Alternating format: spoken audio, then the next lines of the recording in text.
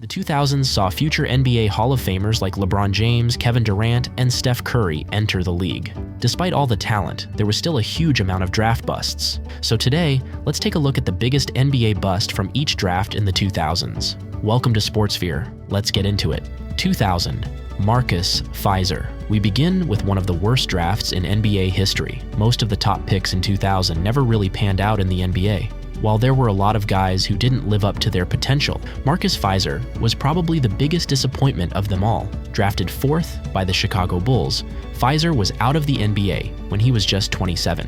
Having put up some decent scoring numbers, Fizer struggled to rebound at the level he was expected to. But it wasn't all his own fault. Fizer tore his ACL in January 2003. Never that great before the injury, Fizer became an overseas journeyman after the injury, putting an end to his underwhelming career. 2001. Kwame Brown. There are a lot of guys who could be considered the worst first overall pick ever, but Kwame Brown has a strong case for that title. Picked first overall by the Washington Wizards, he was the first high school player picked first overall. While Brown did play 11 seasons in the NBA, he was never more than an average role player. Only averaging double-digit points once, Brown averaged just 4.5 points per game in his rookie season. It also did not help that the two picks after that were Tyson Chandler and Pau Gasol, two much bigger players in similar positions to Brown. One of the biggest indicators of how bad Brown's career was is that one of his most famous moments in the league was being part of the deal that the Lakers sent to the Memphis Grizzlies for Pau Gasol. Everyone remembers Stephen A. Smith's rant about the trade. It is true though. Kwame Brown was a bona fide scrub. 2002. Nikoloz Tskitishvili. European players were becoming quite common in the draft around the start of the 21st century, and the Denver Nuggets believed they had the next Euro phenom in Nikoloz Tskitishvili. The 7-foot Georgian center already had a lot of professional experience coming into the league. Despite that, he averaged just 3.9 points on 29% shooting from the field in his rookie season. If you think that is bad, wait until you hear that 3.9 points per game was the highest tally in his entire NBA career. Tskitishvili didn't start a single NBA game after his rookie season. He continued to get worse and worse, and it looked like the Nuggets had made a massive error. After a couple of short stints around the league, he was gone by 2006. Not only the biggest bust of the 2002 NBA draft, but one of the biggest draft busts in NBA history. 2003. Darko Milicic. There are certainly worse players on this list than Darko Milicic, but he was still probably the biggest bust in 2003. As the second overall pick in the 2003 NBA draft, he played for almost an entire decade in the NBA. But when you put his selection into context, it looks a whole lot worse. Milicic was drafted second, and the next 3 picks in that draft will all be NBA Hall of Famers. With the Detroit Pistons already in title contention, adding any of Carmelo Anthony, Dwayne Wade, or Chris Bosh would have extended that title window even further. Instead, they drafted a guy who averaged just 6 minutes per game in Detroit before being traded 3 seasons later. Milicic bounced around the league, finishing his career averaging just 6 points and 4 rebounds per game. While he is an NBA champion, Milicic is still a huge draft bust. 2004. Rafael Araujo. 2004 was a pretty talented draft class, but Rafael Araujo was definitely the biggest draft bust. Selected 8th overall by the Toronto Raptors, he looked like the perfect partner for Chris Bosh in the front court. In his rookie season, it was pretty obvious that Araujo was nowhere near good enough for the league. In college, Araujo looked like a dominant center, but he got to the NBA and everyone got a little bit bigger. His college tape was aided by the fact that Araujo was 23 in his senior season at BYU, but when he got to the NBA, that dominant paint scoring and towering rebounding went away. The Raptors gave him 75 games to start in the NBA, but he averaged less than 3 points in those games. By 2007, Araujo was out of the NBA and playing basketball overseas.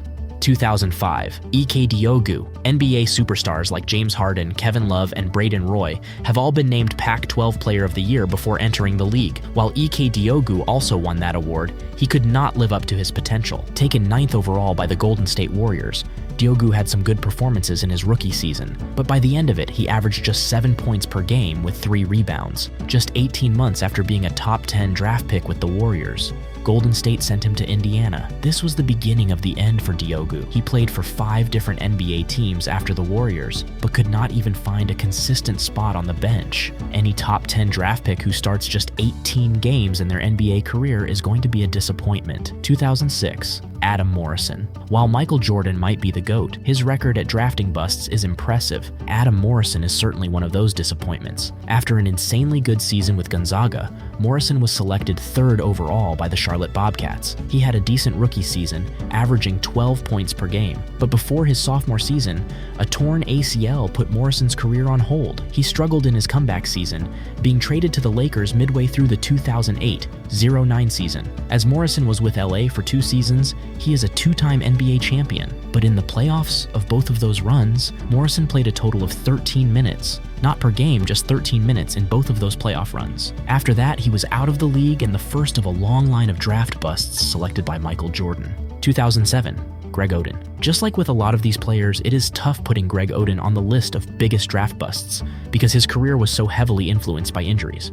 Regardless, the towering center missed his entire rookie season after surgery on his knee. Injuries continued to hurt Oden's game time while he was putting up all right numbers for a rookie. He only started 39 games for the Trailblazers in that rookie season. In his second season, Oden fractured his left patella and missed the rest of the season. The following year, he had another surgery on his left knee. In 2012, he underwent arthroscopic surgery on his right knee before more surgery on the ailing left knee. At this time, the Blazers' patience ran out and they cut Oden. He did have one final season in the NBA with the Miami Heat, but never got regular game time and was cut after the season. A sad end to Oden's career, and his bust status is not helped by the fact that the 2nd overall pick in 2007 was future league MVP Kevin Durant. 2008. Joe Alexander. The NBA Draft Combine can be quite deceiving. Joe Alexander impressed a lot of NBA teams at the Draft Combine, showing his speed and strength in the gym. It boosted the West Virginia forward's draft stock and helped him become the 8th overall pick to the Milwaukee Bucks.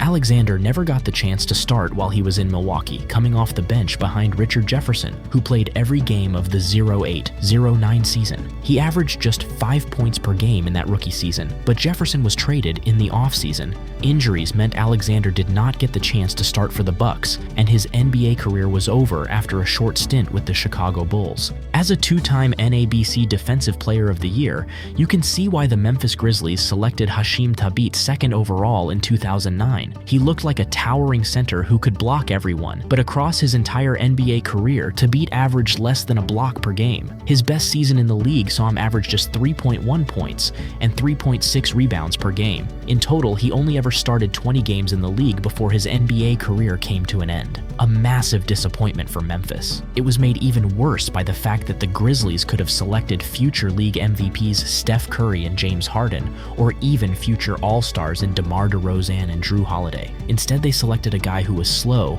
lackluster on offense, and not even that good of a shot blocker, despite being well over 7 feet tall. That's it for the worst draft bust in each year of the 2000s decade. Did we get these right? Comment below. Thanks for watching SportsSphere. We'll see you in the next video.